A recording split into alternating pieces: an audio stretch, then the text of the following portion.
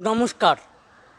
আমি আপনাদের কাছে আজকে যে পর্বে আসছি, গত পর্বে আমি গীতা নিয়েছিলাম।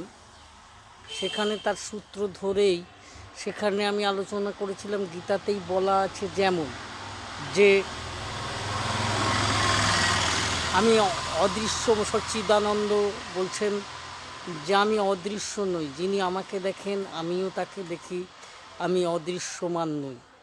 এই জায়গা থেকে কথা বলতে শুরু করলে আমি বলতে পারি যে আধুনিক সময়ে দাঁড়িয়েও স্বামী বিবেকানন্দ বলছেন, বহু রূপে সম্মুখে তোমার, ছাড়ি কোথা খুঁজিছে ঈশ্বর, জীবে প্রেম করে যেই জন, সেই জন সেবিছে ঈশ্বর।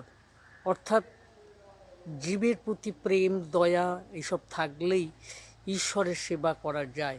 তাহলে আমরা যারা বস্তুবাদীরা, যারা মনে করছি যে সমস্ত শ্রমজীবী ঐক্যবদ্ধ হবে এবং ঐক্যবদ্ধ লড়াইয়ের মধ্য দিয়ে একটা সাম্যবাদ সৃষ্টি হবে, কথাটা তো একই।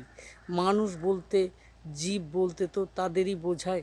আমাদের দেশ অনুযায়ী যে ব্যাখ্যা করলে দেখতে পাই, আমাদের দেশের প্রায় 85% মানুষ তারা গরিব, আর 15% মানুষ হচ্ছে সচ্ছল পরিবার। এই সচ্ছল পরিবারগুলোকে সঙ্গে নিলে প্রায় 90% মানুষ তো আমরা গরিব অংশে রয়ে গেছি। তাহলে 5% ধনীকে নয় বাদই দিলাম, তাদের বিরুদ্ধেই নয় কঠিনতম লড়াই, সেই লড়াইটা লড়তে হবে। এই কথা বলে আজকের মতো আমার বক্তব্য শেষ